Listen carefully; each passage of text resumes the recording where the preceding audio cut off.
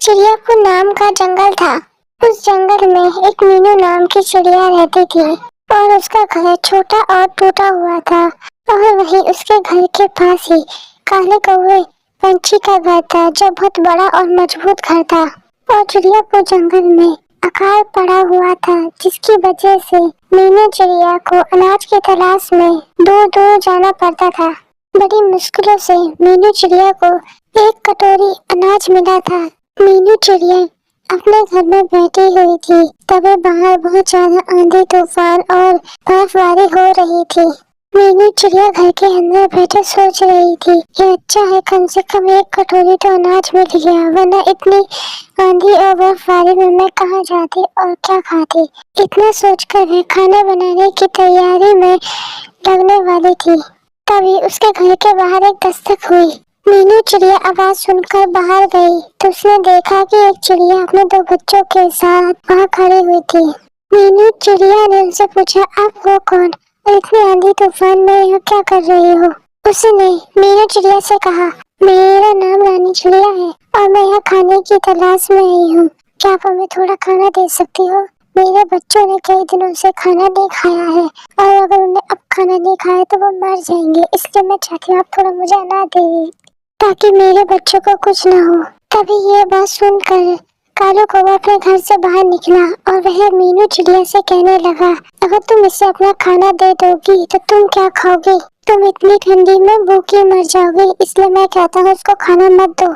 यह बात सुनकर मीनू चिड़िया ने काले कौवे से कहा, यह सोचकर कि मैं खाना नहीं खा पाऊंगी तो मैं इन बच्चों को खाना ना दूं। नहीं, मैं इन बच्चों को खाना दूंगी, चाहे मैं ना खा पाऊं।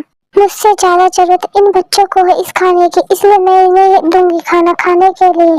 मीनू चिड़िया, तुम अपने बारे में ना सोचकर इनके बारे में सोचकर बहुत बड़ी गलती कर रही हो। देखो, मैंने भी अनाज इकट्ठा कर रखा है और छुपा कर रख रखा है। ऐसा थोड़ी है कि कोई भी मेरे से अनाज मांगने आएगा मैं उसे दे दूंगा। अगर ऐसे ही मैं लोगों को अनाज देता रहूंगा तो फिर मैं क्या खाऊंगा? मैं भूखा मर जाऊंगा। इसीलिए मैं कहता हूँ लोगों को अनाज देना बंद करो, वरना तुम भूखी मर जाओगी।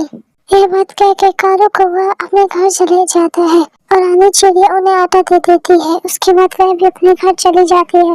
और जब मीनू चिड़िया अगली सुबह उठती है तो वो देखती है कि उसका टूटा फूटा घर एक जलेबी का घर बन गया है, वो भी बहुत सुंदर और एकदम रसीला। वो ये देख के हैरान हो जाती है कि उसका घर इतना सुंदर। जब और भी पक्षी मीनू चिड़िया का जलेबी का घर देखते हैं तो वो सब भी हैरान हो जाते हैं। कालू कौवा मीनू चिड़िया का जलेबी का घर देख के जल जाता है। तो मीनू चिड़िया उन सबको बताती है कि हम इस घर को खा भी सकते हैं। जो घर है वो जलेबी का बना हुआ है और जब भी हम इस घर से कोई भी जलेबी खाते हैं तो उसकी जगह नई जलेबी आ जाती है और इस घर से कभी भी जलेबी खत्म नहीं होगी। ये बात सुनकर कालू कौवा और भी ज्यादा जल जाता है और सभी जानवर ये बात सुनकर कि इस घर से जलेबी कभी खत्म नहीं होगी तो वह खुश हो जाते हैं। तभी कालू कौवा सोचता है कि अगर मैं भी दूसरे जानवर की मदद करूंगा तो मेरा घर भी ऐसे ही हो जाएगा।